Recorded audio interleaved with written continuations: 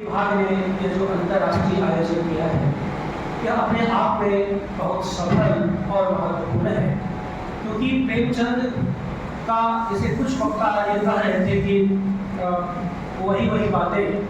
पहली बात तो कोई वक्ता कभी किसी वक्ता को रिपीट नहीं करता, जैसे भाषा कभी भी दूसरी भाषा को की आवृत्ति नहीं करती।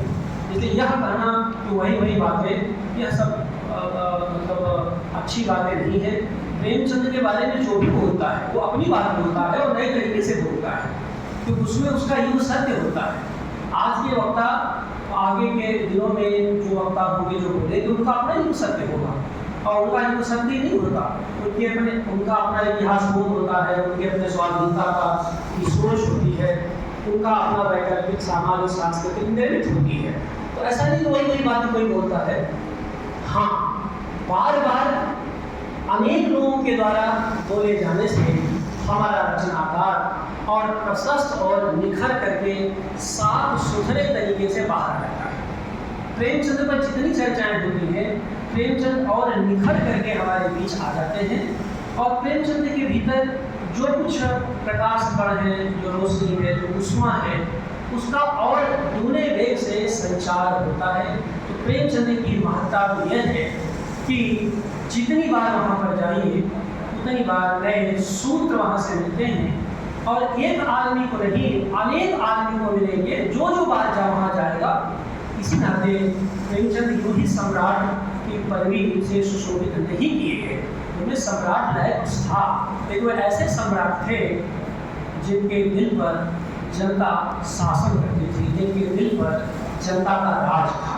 ये प्रेमचंद के व्यक्तित्व की बराबर थी। यह सत्र प्रेमचंद के महत्व को लेकर के है, लेकिन केंद्र में हमारी रंगभूमि है, और यहाँ पर जो बैठे हुए हमारे छात्र हैं, यह कम लोगों को मालूम होगा कि प्रेमचंद की जो रंगभूमि है ये प्रकाशित तो हिंदी में हुई, लेकिन यह लिखी गई मूलतः उर्दू में, चौगाने हस्ती के नाम से। और यह आखिरी उपन्यास था प्रेमचंद का, जिन्होंने मूल में उर्दू में लिखा था, लेकिन उसका तर्जुमा उन्होंने हिंदी में किया रंगभूमि के नाम से। अब आप ये देखिए कि दो बातें मैं शुरू में कहना चाहूँगा। एक तो ये चौगाने हस्ती, मैंने हस्ती का मतलब जो आपका अस्तित्व है, आपकी भाषिता है, और चौगाने मैंने खेल का वह मैदान जिसमें स्टिक से बाल को ठोका जाता है, उसको चौगान बोलते हैं। अब आप देखिए कि मैंने अस्मिता को पुश करने की जो प्रक्रिया होती है वो उस रूप में वहाँ पर उर्दू में वह अर्थ इसका व्यंजित होता है, किसी को ठोक करके आगे बढ़ाने की कोशिश करना, यानी संघर्ष। इसके शीर्षक में भी संघर्ष बुनियाद नहीं इस तरह है। प्रेमचंद के फटे जूते आप याद करिए, प्रेमचंद की प्रासंगिकता को लेकर के हरिशंकर परसाई, उनके बारे में बहुत सारी बातें हैं, उनके डिटेल्स में नहीं जाऊँगा, लेकिन आप जानते हैं कि प्रेमचंद के फटे जूते का क्या तर्क दिया आपने हरिशंकर परसाई ने, क्यों फटे प्रेमचंद के जूते। वो सब कुछ है, लेकिन वो प्रेमचंद के अपने फटे जूतों पर प्रेमचंद का ध्यान नहीं जाता। क्यों नहीं जाता? क्या प्रेमचंद बहुत चले थे? क्या प्रेमचंद ने बहुत संघर्ष किया? नहीं, ये बातें हो भी सकती है। मुख्य बात जो परसाई ने रेखांकित किया, प्रेमचंद ने ठोकर मारी है। सभ्यता की जो रूढ़ियाँ हैं, जो जड़ताएँ हैं, इतिहास के जो अवरोधक तत्व हैं, उनको ठोकर मारते वो जूते फट गए। तो चौगाने हस्ती, जिसे रंगभूमि पर के नाम से प्रकाशित हुआ, जिसकी चर्चा हो रही है, असल में सामाजिक जड़ता, सामंतवाद, साम्राज्यवाद पर लगातार ठोकर मारते जाने की प्रक्रिया की बढ़ रही है रंगभूमि। इसको इस रूप में हमें देखने की कोशिश करनी चाहिए। अब आप देखिए कि यह उपन्यास अपनी बहुसंख्यक बहुतायत प्रासंगिकता के रूप में है, और मैं बहुत विस्तार से उन बातों पर नहीं जाऊँगा, लेकिन कुछ सूत्र बात मैं आपके सामने रखूँगा ताकि हमारे छात्र शोधार्थी उन बातों को आगे समझ सकें कि कैसे उसको देखा जाए, यानी ट्रीटमेंट ऑफ द टेक्स्ट किस तरह से हमारे पास होना चाहिए। आप आरंभ में देखिए रंगभूमि का जो पहला वाक्य है वो कहाँ से शुरू होता है। कहते हैं जो शहर है ये अमीरों के रहने के लिए होता है, और जो उसका हाशिया है उनके विलासिता का उपक्रम होती है। इस तरह की बातें शुरू में पहला ही बात करते हैं कि जो शहर होता है वो अमीरों के रहवास के लिए होता है, और जो शहर का जो हाशिया होता है वो असल में उनकी विलासिता के लिए होता है। यानी आप समझिए कि ये जो विकास है और जो विलासिता है, तो विकास और विलासिता का संघर्ष से ही यह उपन्यास शुरू होता है।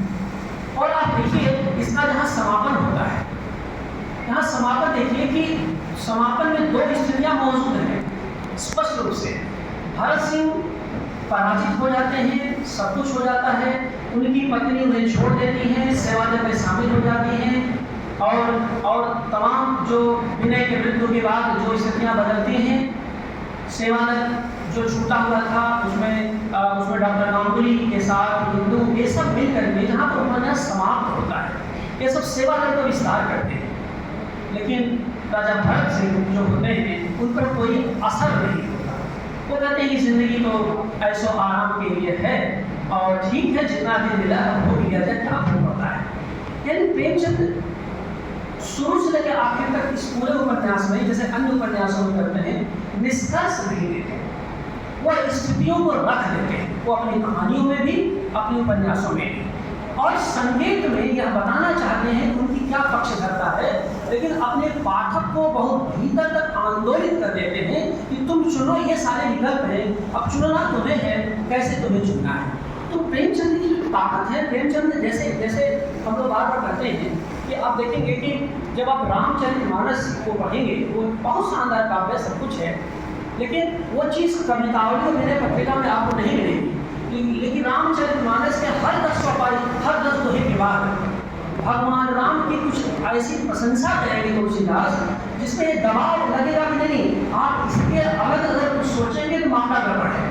ये तुलसीदास की शिल्प कथा प्रबंध की जो सीमा हो सकती है, होती ही है कि बार बार याद दिलाते जब वो राम के आदर्श के खिलाफ कोई बात मैं नहीं सुनना चाहूँगा। लेकिन आप देखिए वह जो उपन्यास यानी महाकाव्य, यानी जो पहले के महाकाव्य थे, आधुनिक काल के महाकाव्य के रूप में जो उपन्यासों के शिल्प में आए, तो वहाँ आप देखिए कि प्रेमचंद ने पूरी परंपरा को, पूरी विरासत को मध्यकाल के उन्होंने आहरित किया, और उसमें उन्होंने विकल्पों के बीच जनता के मन को प्रभावित करने की जो कोशिश की है वो बहुत ही शानदार रहा। इसी नाते आप देखेंगे कि ये जो रंगभूमि है, यह उपनिवेशवाद उसमें हमारे यहाँ चल रहा था, उपनिवेशवाद की भूमिका चल रही थी, साम्राज्यवादी शोषण के शिकार भारतीय जनता हो रही थी। तब उपनिवेशवाद के भीतर उद्योगों के विकास और गरीबों के उजाड़ के संघर्ष के भीतर विकसित हुआ है। तो आप देखिए कि ये जो उद्योग धंधे आ रहे थे उनका कैसे विकास हो रहा था, और उसके समानांतर पूंजीवादी दबाव में कैसे बस्तियाँ, जनता की बस्तियाँ कैसे उजड़ती चली जा रही थी, इस पर भी प्रेमचंद की नज़र शुरू से थी। और पूरा जो उपन्यास है इसी सिलसिले में इसका पूरा विकास हुआ है। और बहुत सारे सूत्रों पर हम इसकी चर्चा कर सकते हैं। एक जो सूत्र है वो आप इसको इस रूप में मैं देखता हूँ कि ये जो नाटकीय विराटता, ये जो रंगभूमि है, और प्रेमचंद के ढेर सारे उपन्यास हैं, लेकिन नाटकीय विराटता जिस रूप में रंगभूमि में दिखाई देती है वह उनके अन्य उपन्यासों में कम दिखाई देती है। यानी इस तरह की नाटकीयता, यही वजह है कि अमरनाथ झा जैसे दिग्गज विद्वानों ने, इलाहाबाद विश्वविद्यालय के कुलपति रहे, बहुत सारी भाषाओं को जानते थे, उन्होंने रंगभूमि को श्रेष्ठ उपन्यास कहा। और खुद इंद्रनाथ मदान को लिखे पत्र में खुद प्रेमचंद ने इसको स्वीकार किया कि रंगभूमि हमारा श्रेष्ठतम उपन्यास है और मुझे बहुत पसंद है। तो ये आखिरकार ये बहुत सारे रचनाकारों ने इस पर चर्चाएं की हैं, लेकिन ये जो नाटकीय विराटता की बात मैं कहना चाहता था, वो मुझे रंगभूमि के शिल्प में मुझे बहुत ही आकर्षित करता है। उसका आधार क्या है? आधार उसका ये है कि रंगभूमि का जो पात्र सूरदास है, जितना इतिहास के भीतर है उससे कहीं अधिक इतिहास के बाहर है। जितना अपने जीवन में है उससे कहीं अधिक अपने नृत्य में है।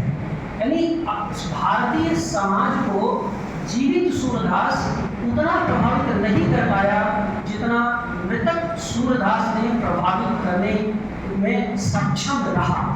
और यही वजह है कि आज 100 साल पश्चात रंगभूमि के 100 साल आज हम हिंदी विभाग में मना रहे हैं।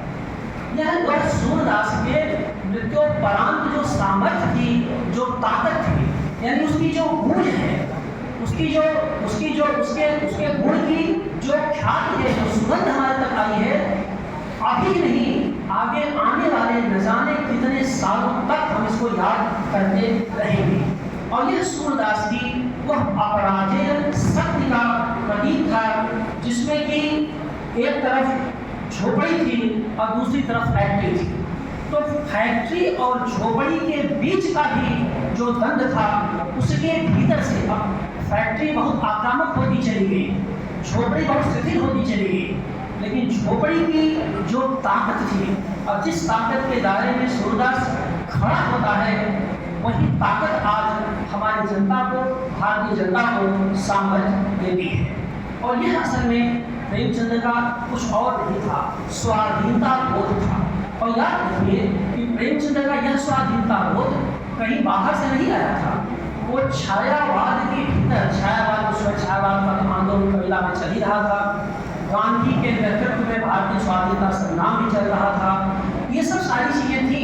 तो जिसे मैं कहते हैं कि स्वाधीनता का जो स्वाद था, जिसे प्रेमचंद चखाना चाहते थे, जिसे स्वाधीनता के आस्वाद से प्रेमचंद भारतीय जनता को जोड़ना चाहते थे, सूरदास उसका शिखर बिंदु है, उसका शिखर उपन्यास है।